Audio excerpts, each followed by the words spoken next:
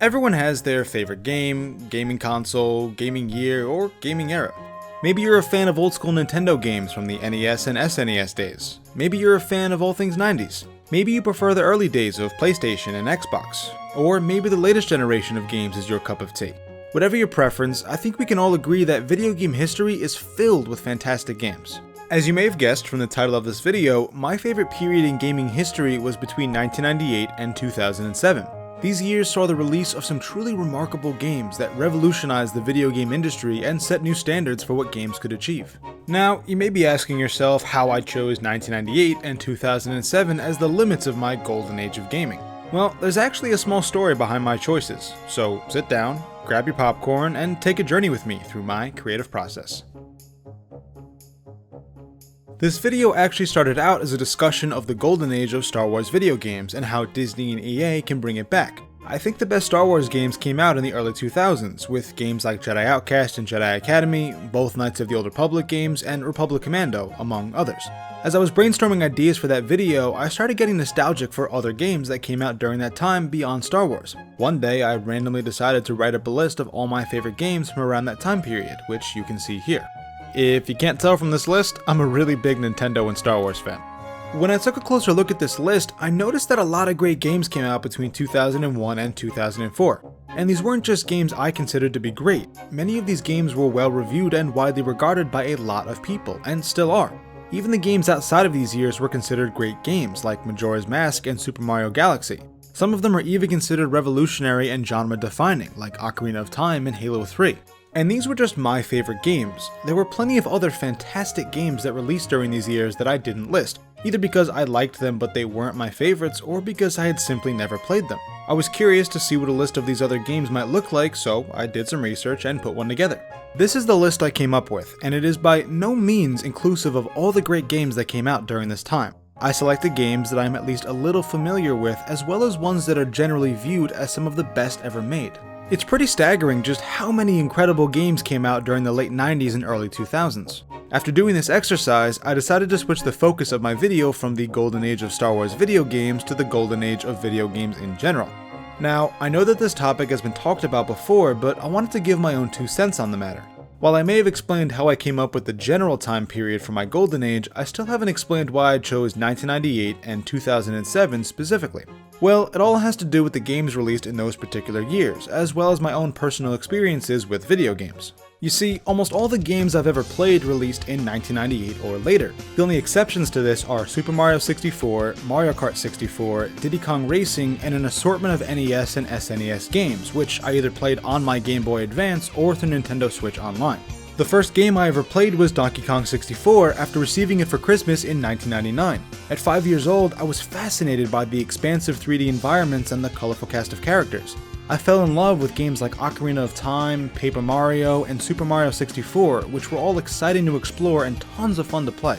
The 90s itself was filled with great games and revolutionary leaps in technology. 3D environments and analog controls, which technically existed before the 90s, were improved to the point where they became commonplace, with games such as Ocarina of Time and Super Mario 64 leading the way. MMOs became graphical and started achieving commercial success with the release of Ultima Online and EverQuest.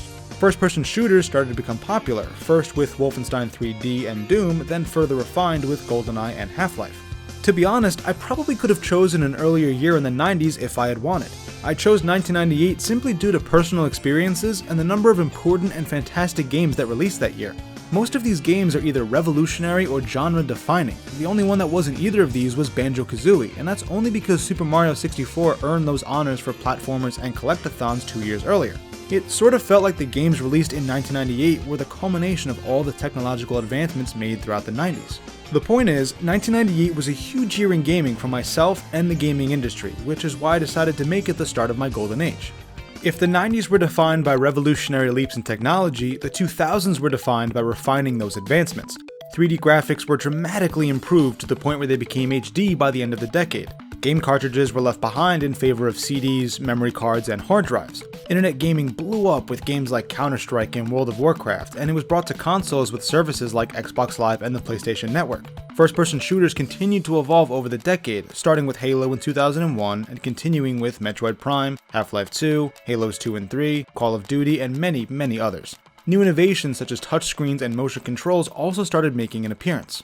For Nintendo, the early 2000s were a sort of renaissance. All of these games released between 2000 and 2007, many of them receiving critical acclaim. These games took what Nintendo had learned in the 90s and built upon it in fun and innovative ways. Super Mario Sunshine was a true spiritual successor to Super Mario 64, even if it took a lot of risks. Pokemon grew to be a worldwide phenomenon, leaving a cultural imprint that still exists today. Metroid Prime successfully translated what made prior Metroid games great into 3D environments. There was an abundance of Mario Party, Mario Racing, and Mario sports games. It was a really great time to be a Nintendo fan, especially for someone like me who grew up during the early 2000s. Another great change that happened during these years was the improved quality of storytelling in video games. Certain games in the 90s started having really good and engaging stories, but it wasn't until the early 2000s with the improvements in technology that these stories started to have a cinematic quality. I remember Knights of the Old Republic as one of the first games I ever played where it felt like I was watching a movie. The cutscenes contained incredible voice acting, excellent graphics for a game at the time, and engaging plots. It's a game that had a big impact on my life because it introduced me to the world of RPGs, a world beyond Nintendo, and it was only one of many games released in the 2000s that contained great cinematics. So, the early 2000s were great, but why did I choose 2007 as the end of my golden age? Well, similar to my decision regarding 1998, my choice had to do with the games that came out that year. The 2000s saw two different console generations. First, the PlayStation 2, Xbox, and GameCube, then the Xbox 360, PlayStation 3, and Nintendo Wii. That last group came out in 2005 and 2006, but the games that really took advantage of the consoles' new technology didn't come out until 2007. This is a list of some of 2007's biggest games, which I think we can all agree is a pretty spectacular group. Halo 3 and Modern Warfare set new standards for online console gaming. Super Mario Galaxy, Metroid Prime 3, and Super Paper Mario were continuations of some of Nintendo's best franchises. BioShock, Mass Effect, Uncharted, and Assassin's Creed were brand new IPs that launched massive new franchises that are still making games today. Portal was a surprise hit addition to Valve's Orange Box that eventually led to the well-received Portal 2. These games were the culmination of the advancements made in the early 2000s, which is why I decided 2007 was a good year to end my golden age.